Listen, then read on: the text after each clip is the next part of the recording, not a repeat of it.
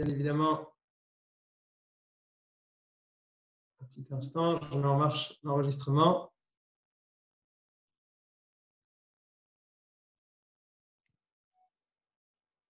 Alors bonsoir tout le monde et merci encore d'être si nombreux pour pouvoir suivre cette soirée d'études sur le thème de la Torah et la santé. Et avec vous, je vous avoue que, effectivement, si déjà toute la soirée de cours l'un après l'autre, cela reste compliqué de traiter un sujet aussi vaste que la santé dans le judaïsme. À plus forte raison que dans les 20 minutes qui me sont attribuées, ce sera un challenge. Mais si Dieu veut, je pense que l'on aura la possibilité de pouvoir peut-être développer une ou deux idées.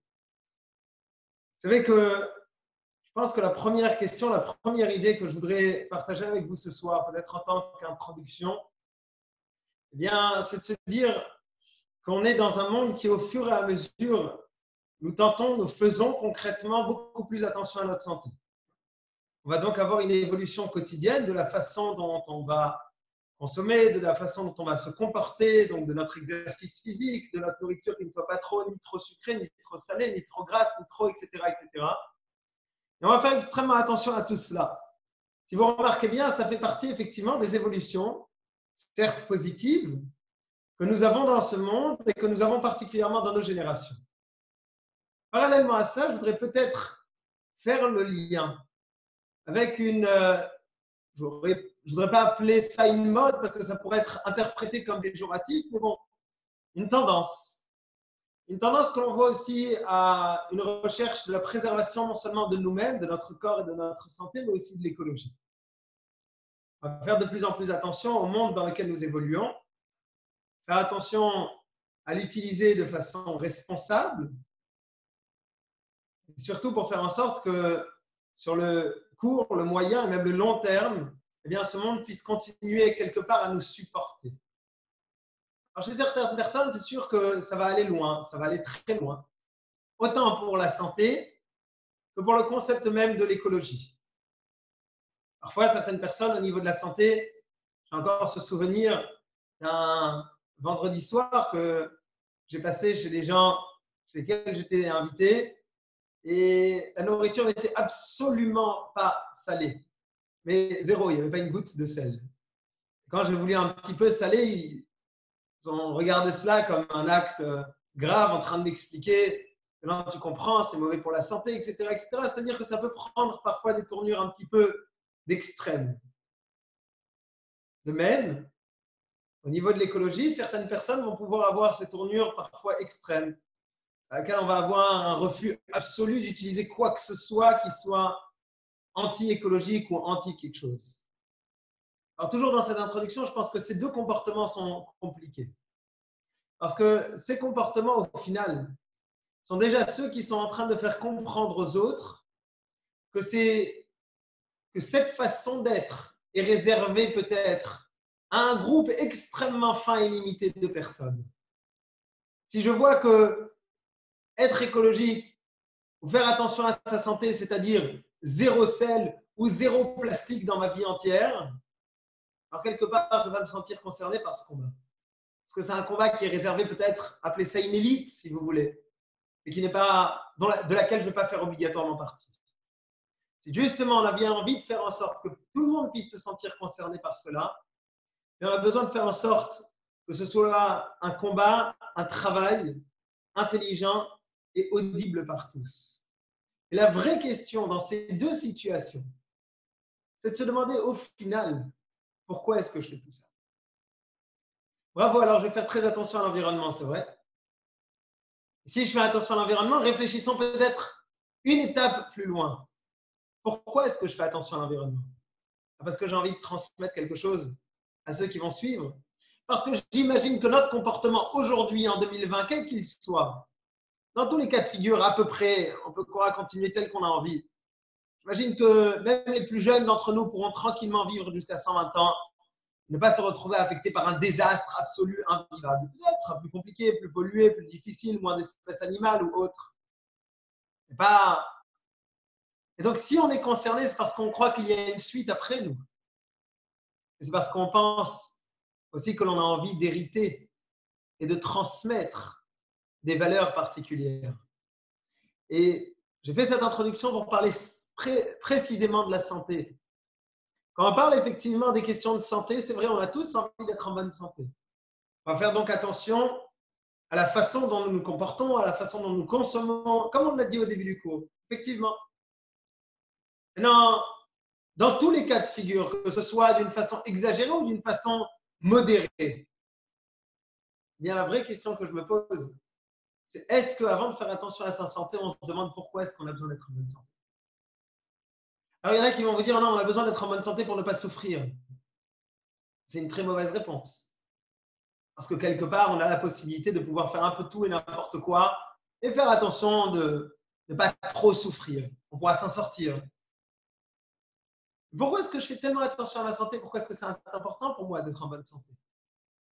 Si c'est uniquement pour faire en sorte que mon corps physique soit là et puisse continuer à me permettre de faire d'autres activités physiques, autant profiter de l'activité physique première, c'est-à-dire, prenons un exemple bête, manger ce que je veux comme je veux quand je veux. Non, je vais manger ce que je veux, je vais faire attention à ne pas manger ce que je veux quand je veux pour pouvoir me retrouver à faire un sport qui m'intéresse. Donc au final, dans tous les cas de figure, ce que je veux, c'est un plaisir physique. Sauf que tel plaisir physique aura plus d'importance à mes yeux qu'un second plaisir physique. Et donc, je vais faire attention à mon corps pour faire en sorte par la suite d'avoir d'autres plaisirs physiques. Mais je reste toujours dans le même thème. Ici, peut-être que le préambule, c'est de se demander réellement pourquoi est-ce que pour nous, la santé est importante. Et si on a envie d'élargir un petit peu la question, pourquoi est-ce que pour nous, la vie est importante? Pourquoi est-ce que c'est tellement important pour nous de vivre? Pourquoi est-ce que dans la Torah, avoir la possibilité de vivre chaque instant, un moment de vie, est tellement fondamental? Parce que tout simplement, il est porteur de sens. Parce qu'il est en train de m'accompagner. Parce qu'il va me permettre de faire quelque chose avec. Parce qu'à travers lui, j'aurai la possibilité de pouvoir grandir. Parce que chaque moment de vie est un moment que j'ai la possibilité, la capacité de transformer en une éternité. Pourquoi? Parce que je vais le faire sortir du temps et je vais l'inscrire dans la pensée. Je vais l'inscrire dans la réflexion, je vais l'inscrire dans les bonnes actions. Ça, c'était peut-être une première réflexion que je voulais partager avec vous. Maintenant, je vais tenir au thème précis qu'on a décidé d'aborder ce soir. Et c'est de voir que les questions de santé sont une forme de préambule qui va pouvoir nous permettre, nous autoriser de rentrer sur la terre d'Israël. Là, très rapidement, je voudrais plonger avec vous à la fin de la Torah, mais une fin moins connue que la fin classique. Alors pourquoi je dis moins connue que la fin classique? Parce que quand je vais vous parler de fin de la Torah, automatiquement, vous allez me dire, oui, effectivement, fin de la Torah, Parashat Vezot Abracha, la dernière paracha de la Torah, à laquelle Moshe va s'adresser aux différentes tribus d'Israël, va les bénir, va donner ses dernières instructions et va à ce moment-là mourir, va transmettre la direction du peuple d'Israël à Yahushua par la suite. Et comme ça, on va finir toute la Torah, le dernier verset. Sauf que si on regarde bien, la véritable fin de la Torah, elle ne se situe pas à ce moment-là. Puisque le dernier livre de la Torah n'est pas réellement le livre de Dvarim, si je peux me permettre. En tout cas, d'un certain point de vue. Justement parce que le livre de Dvarim a un deuxième nom qui s'appelle Mishneh Torah. Donc une certaine forme de répétition, de condensé de ce qu'on a vu précédemment. Alors oui, je ne vais pas rentrer tout de suite dans les détails. Évidemment que le livre de Dvarim va aussi nous apprendre certaines choses nouvelles dont on n'avait aucune information précédemment. Cependant, c'est le livre de Dvarim qui est considéré comme la grande répétition de Moshe Rabbeinu au peuple d'Israël avant de quitter le peuple. Et puisque c'est une répétition finale avant de quitter, alors peut-être que j'aurai aussi une certaine forme de fin et de conclusion de la Torah à la fin du 4e livre de la Torah, le livre de Bamidbar. Et donc la dernière paracha du livre de Bamidbar, la paracha de Mas'aé, qui va nous raconter toutes les étapes que le peuple d'Israël traverse dans le désert. C'est effectivement cela, puisque le livre de Dvarim, en tout et pour tout, s'étale sur un mois, le dernier mois de la vie de Moshe. Le dernier mois de la vie de Moshe, Moshe s'adresse au peuple d'Israël. Et donc, on va remonter dans ce 4e livre de la Torah, à la dernière paracha, le paracha pour Chumash Bamidbar. Et quand on avance, on va voir qu'on a besoin de conclure la Torah avec quelque chose qui est déjà très logique, où effectivement on appelle au partage de la terre d'Israël avec toute l'histoire des filles de Tzlophrad. Juste avant l'histoire des fils de Tzlophrad, eh bien, il va y avoir une instruction très particulière. דבר בני ישראל ואמרת עליהם כי אתם עוברים את הירדן ארצה כנען והקריתם לכם ערים ערי מקלט תהיינה לכם. Texte nous dit que lorsque l'on va traverser le Jourdain, on devra arriver en terre d'Israël. Et un travail essentiel qui a besoin d'être mis en place, que d'ailleurs, je précise, Moshe va déjà mettre en place au préalable. C'est-à-dire que Moshe va déjà faire la moitié de cette mitzvah, entre guillemets. C'est la mitzvah des Haré Miklat, des villes refuges. Qu'est-ce qu'une ville refuge? Une ville refuge, c'est tout simplement, la Torah nous dit, dans une situation dans laquelle une personne aurait tué par inadvertance ou autre, eh bien, il aura la nécessité de pouvoir se retrouver dans une ville refuge jusqu'au moment de son jugement. Dans certains cas, il devra y rester. Dans d'autres cas, il aura la possibilité de pouvoir en ressortir. Dans certains cas, il devra être condamné à mort concrètement parce qu'il s'agit d'un meurtre prémédité. Mais ce qui est sûr, c'est que pour empêcher le Goël Adam, c'est-à-dire les vengeurs, la famille proche de celui qui a été tué, de pouvoir tuer ce tueur, alors il aura besoin de se mettre en attendant dans cette ville refuge. Et si effectivement c'est un cas d'homicide involontaire, il devra rester dans cette ville refuge pendant un laps de temps qui est jusqu'au moment où le grand prêtre va mourir. On ne va pas rentrer dans ce détail. Si vous remarquez bien, c'est déjà très impressionnant de voir que la Torah, lorsque l'on rentre en terre d'Israël, ce qui a l'air d'être sa première préoccupation, en tout cas, on voit bien que Moshe, c'est la première mitzvah qu'il va faire qui concerne la terre d'Israël. Moshe ne va pas rentrer en terre d'Israël, mais les 3 villes refuges qui ont besoin de se retrouver sur la partie, sur le côté est du Jourdain, cela, il va déjà les consacrer. L'ouest du Jourdain, ça sera son élève Yehoshua qui va s'en occuper. Parce que mettre des villes refuges, qui a priori en plus concernent des personnes qui auraient tué, donc peut-être pas l'élite de la société, ou en tout cas peut-être pas l'élite de ce qu'on voudrait avoir dans la société, ça prend une place tellement centrale et tellement importante au moment où nous rentrons sur la terre d'Israël. Et pour cela, je voudrais réfléchir avec vous sur qui sont ces personnes qui vont pouvoir se retrouver en ville refuge. Et si vous remarquez bien, on aura 3 sortes de situations. Première sorte de situation, 3 sortes de situations, je m'excuse, dans un cas d'homicide involontaire. Très rapidement, le premier cas, c'est quelqu'un qui, pour ce qui est involontaire, c'est sincèrement involontaire. Ça veut dire quoi? Ça veut dire qu'il a pris toutes les précautions possibles. Ça veut dire qu'il savait qu'il faisait des expériences chimiques dangereuses chez lui à la maison et que donc il a fermé la porte à double tour de l'intérieur en laissant la clé dessus. Et il sait qu'il habite au 16e étage ou au 20e étage d'une tour et que personne ne peut venir par la fenêtre. Et que donc il est barricadé, il ne met en danger personne. Il va commencer ses expériences. Et à ce moment, il y a un cambrioleur qui a décidé de faire une descente en rappel, de rentrer par la fenêtre qui était restée ouverte. Et quand il est à la maison, il est blessé, il est tué par le fait qu'il n'avait pas les protections nécessaires concernant l'expérience chimique qui se déroulait là-bas. Et donc, le propriétaire, il a tout fait pour éviter toute tragédie. Là, il ne pouvait pas imaginer l'imaginable. Il ne pouvait pas imaginer qu'il allait avoir un cambrioleur qui allait descendre en rappel. Cette personne, ça s'appelle involontaire absolu, si je peux me permettre. Et donc, il n'aura même pas besoin de se retrouver en ville refuge. Vous avez le deuxième cas. Le deuxième cas, c'est celui qui va prendre sa voiture, qui va attendre 4 heures de l'après-midi, l'heure de sortie des classes, et qui va décider de faire un rodéo en ville. À l'intérieur de la ville, il va commencer à conduire. Bien évidemment, si 50, c'est la limite. Alors lui, il va décider d'aller dans les rues dans lesquelles les enfants sortent de l'école, donc c'est la limite de 30. Il va s'amuser à essayer le moteur de sa grosse berline et voir est-ce qu'il arrive à monter dans une petite rue à 100 km/h. Mais attention, sans aucune préméditation, sans aucune envie de tuer qui que ce soit ou de faire du mal à qui que ce soit. Concrètement, il y a un petit enfant qui a traversé et quand on arrive à 100 km/h sur le petit enfant, il ne reste plus grand-chose. Il a tué. Mais attention, il n'avait jamais l'envie, c'était un gentil monsieur qui ne voulait jamais faire de mal à un petit enfant, mais il se trouve qu'il a tué, roulé à 100 km/h dans la rue en question. Cette personne-là ne rentrera pas non plus en ville refuge.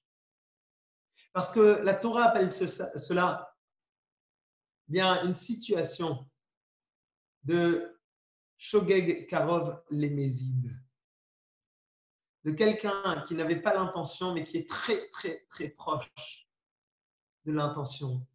Alors c'est vrai que ce monsieur, au moment de démarrer sa voiture, il n'avait peut-être pas l'intention précise de tuer un enfant. Mais concrètement, son comportement, c'est en très grande partie comme s'il avait l'intention de le faire.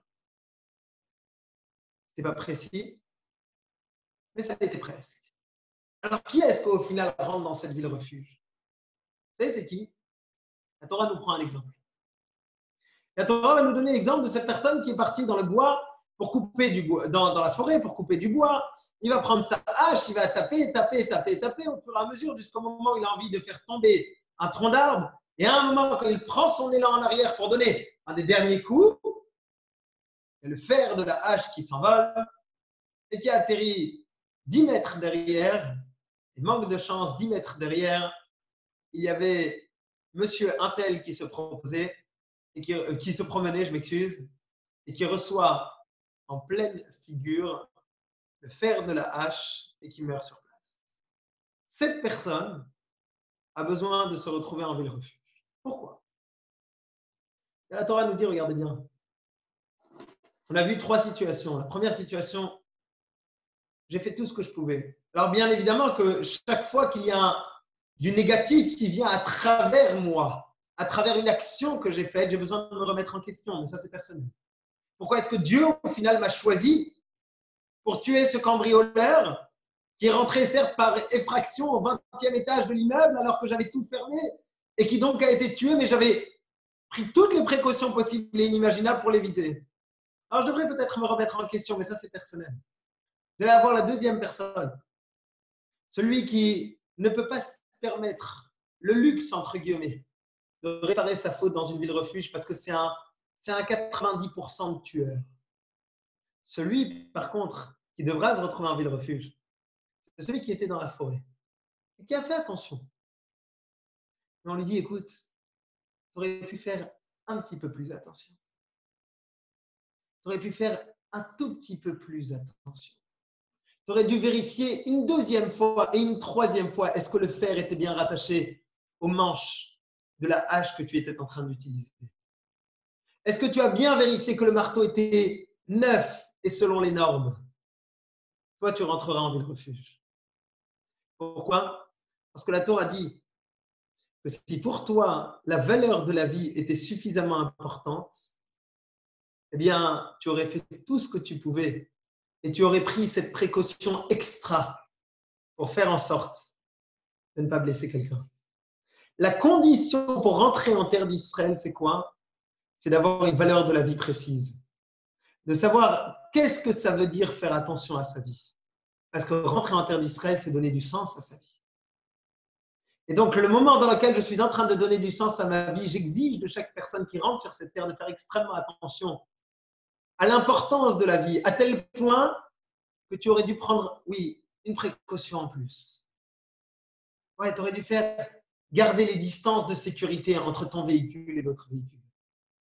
Tu aurais dû faire encore plus attention à chaque instant sur lequel tu étais sur la route, au mal que tu peux causer.